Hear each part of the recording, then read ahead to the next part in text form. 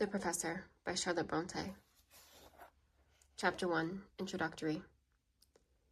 The other day, in looking over my papers, I found on my desk the following copy of a letter sent by me a year since to an old school acquaintance. Dear Charles, I think when you and I were at Eton together, we were neither of us what could be called popular characters. You were a sarcastic, observant, shrewd, cold-blooded creature. My own portrait I will not attempt to draw, but I cannot recollect that it was a strikingly attractive one. Can you? What animal magnetism drew thee and me together I know not. Certainly I never experienced anything of the Pylades and Orestes sentiment for you, and I have reason to believe that you, on your part, were equally free from all romantic guard to me. Still, out of school hours we walked and talked continually together. When the theme of conversation was our companions or our masters, we understood each other. And when I recurred to some sentiment of affection, some vague love of an excellent or beautiful object, whether in animate or inanimate nature, your sardonic coldness did not move me.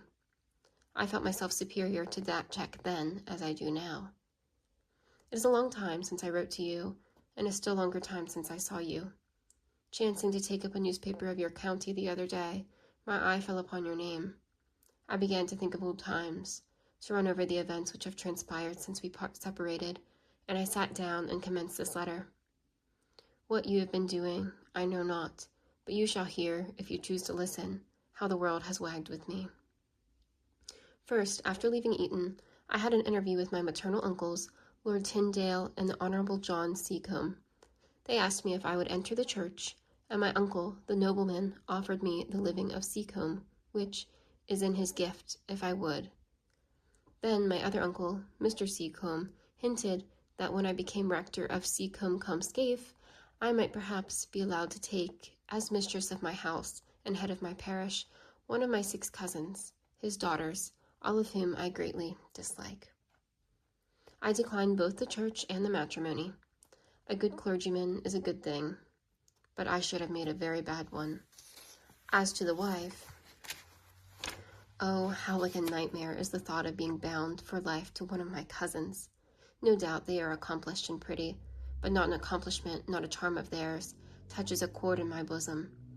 To think of passing the winter evenings by the parlor fireside of Seacombe Rectory, alone with one of them, for instance, the large and well-modeled statue, Sarah. No, I should be a bad husband, under such circumstances, as well as a bad clergyman. When I had declined my uncle's offers, they asked me what I intended to do. I said I should reflect. They reminded me that I had no fortune and no expectation of any, and, after a considerable pause, Lord Tyndale demanded sternly whether I had thoughts of following my father's steps and engaging in trade. Now, I had had no thoughts of the sort. I do not think that my turn of mind qualifies me to make a good tradesman. My taste, my ambition, does not lie in that way, but such was the scorn expressed in Lord Tyndale's countenance as he pronounced the word trade, such the contemptuous sarcasm of his tone, that I was instantly decided. My father was but a name to me, yet that name I did not like to hear mentioned with a sneer to my very face. I answered then with haste and warmth, I cannot do better than follow in my father's steps. Yes, I will be a tradesman. My uncles did not remonstrate. They and I parted with mutual disgust.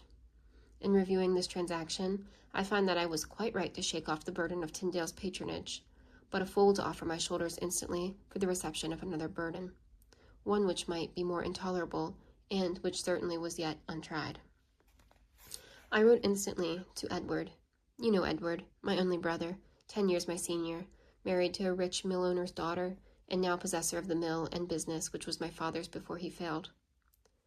You are aware that my father, once reckoned a Crusius of wealth, became bankrupt a short time previous to his death, and that my mother lived in destitution for some 6 months after him, unhelped by aristocratical brothers, whom she had mortally offended by her union with the Crimsworth, the shire manufacturer. At the end of the 6 months, she brought me into the world, and then herself left it without, I should think, much regret, as it contained little hope or comfort for her.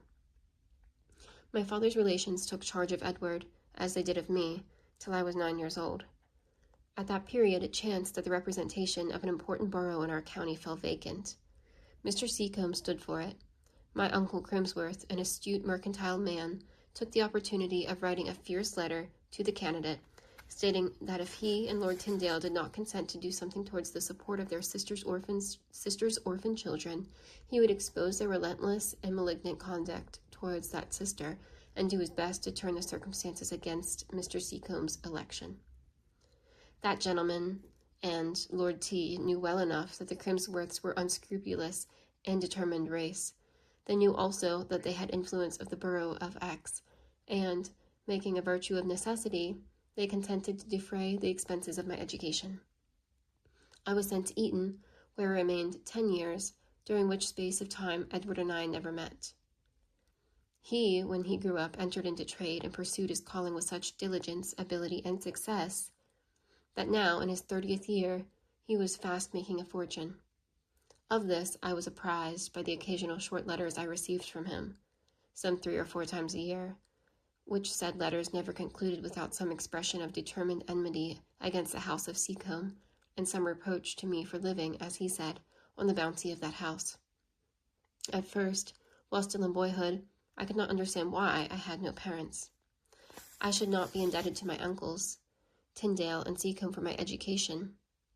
But as I grew up, and heard by degrees of the persevering hostility, the hatred till death evinced by them against my father, of the sufferings of my mother, of all the wrongs, in short, of our house, then did I conceive shame of the dependence in which I lived, and form a resolution no more to take bread from hands which had refused to minister to the necessities of my dying mother.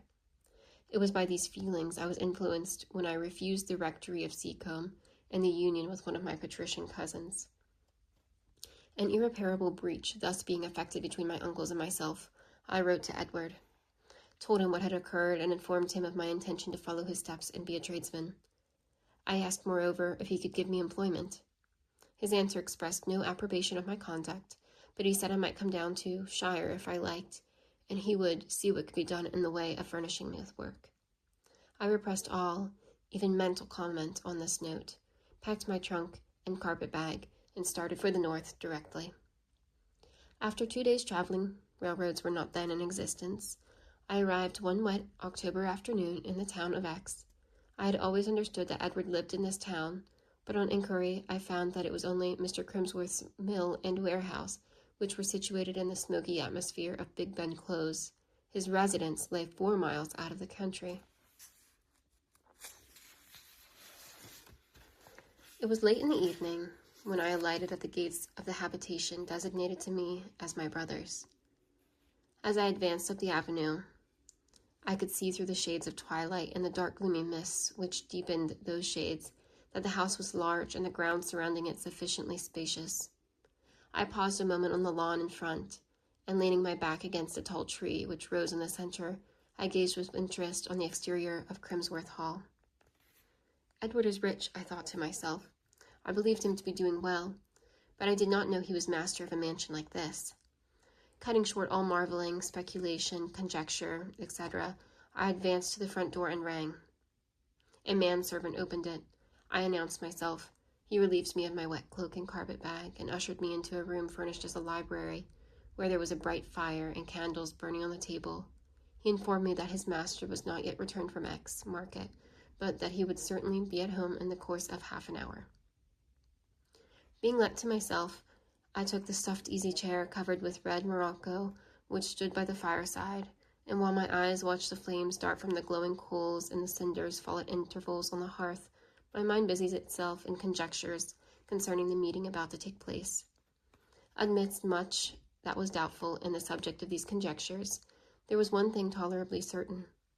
I was in no danger of encountering severe disappointment.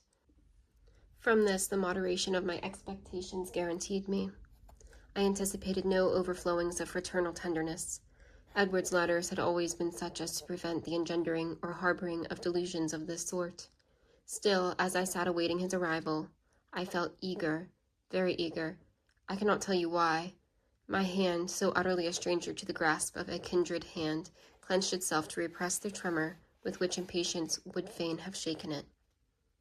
I thought of my uncles, and as I was engaged in wondering whether Edward's indifference would equal the cold disdain I had always experienced from them, I heard the avenue gates open, wheels approach the house.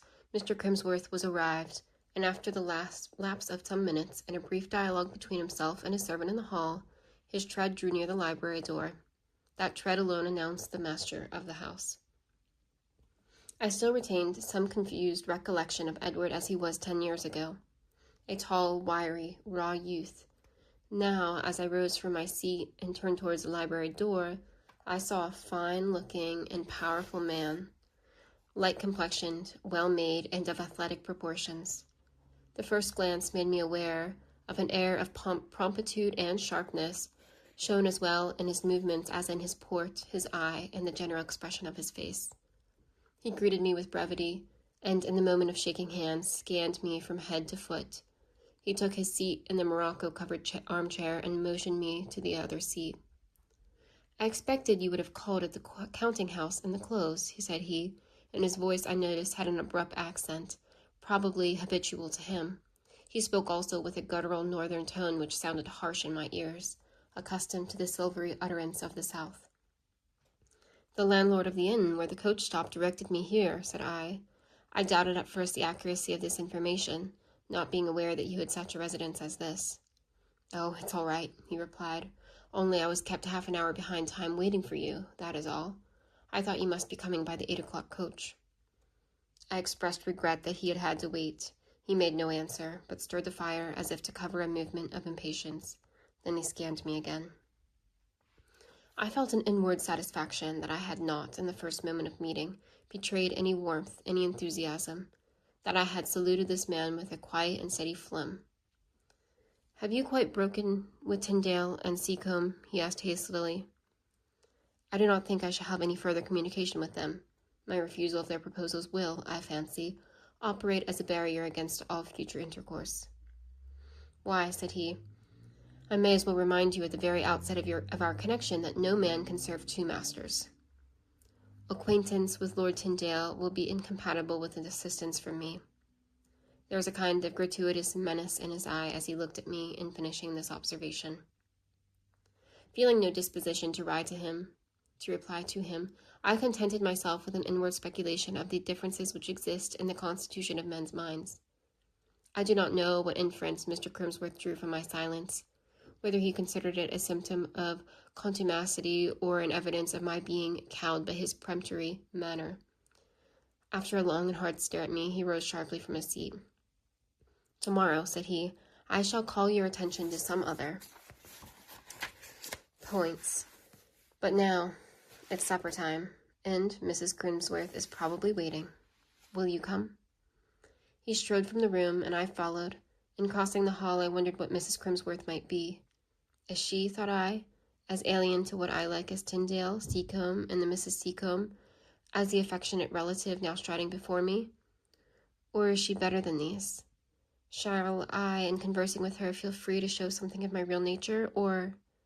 Further conjectures were arrested by my entrance into the dining room. A lamp burning under a shade of ground glass showed a handsome apartment, wainscoted with oak. Supper was laid on the table by the fireplace. Standing as if waiting our entrance, appeared a lady. She was young, tall, and well-shaped. Her dress was handsome and fashionable. So much my first glance sufficed to ascertain. A gay salutation passed between her and Mr. Crimsworth. She chid him, half playfully, half poutingly, for being late. Her voice, I always take voices in account and judging of characters, was lively. It indicated, I thought, good animal spirits. Mr. Crimsworth soon checked her animated scolding with a kiss that still told of the bridegroom. They had not yet been married a year. She took her seat at the supper table in first-rate spirits. Perceiving me, she begged my pardon for not noticing me before, and then shook hands with me, as ladies do when a flow of good humor disposes them to be cheerful to all, even the most indifferent of their acquaintance. It was now further obvious to me that she had a good complexion, and features sufficiently marked but agreeable. Her hair was red, quite red.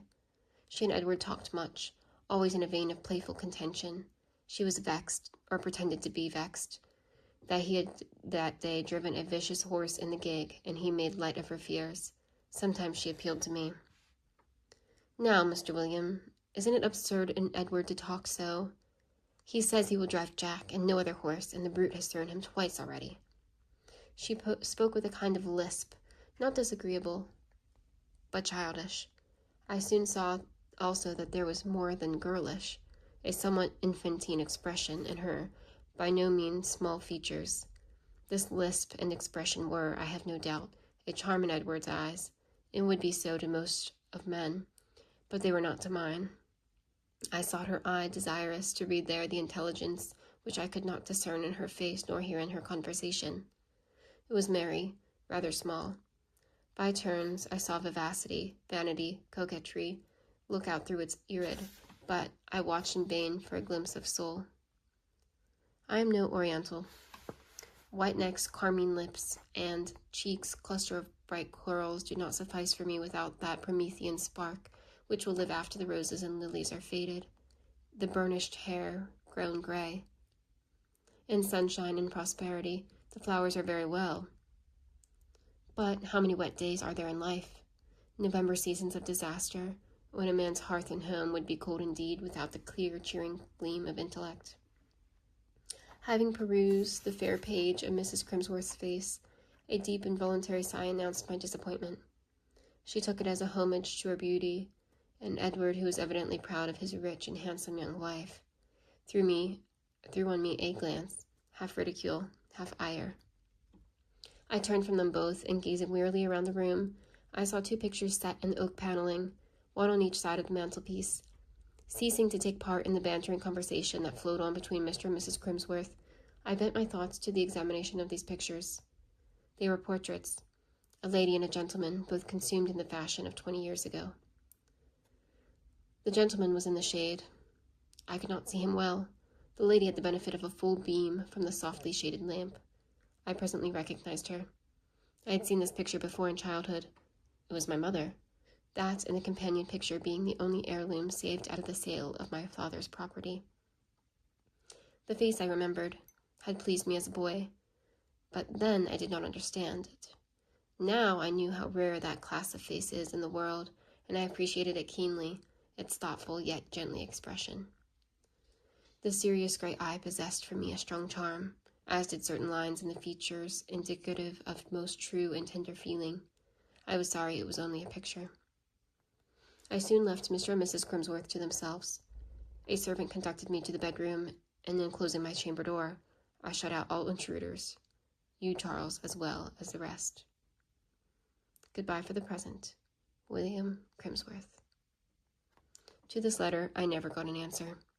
Before my old friend received it, he had accepted a government appointment in one of the colonies, and was already on his way to the scene of his official labors.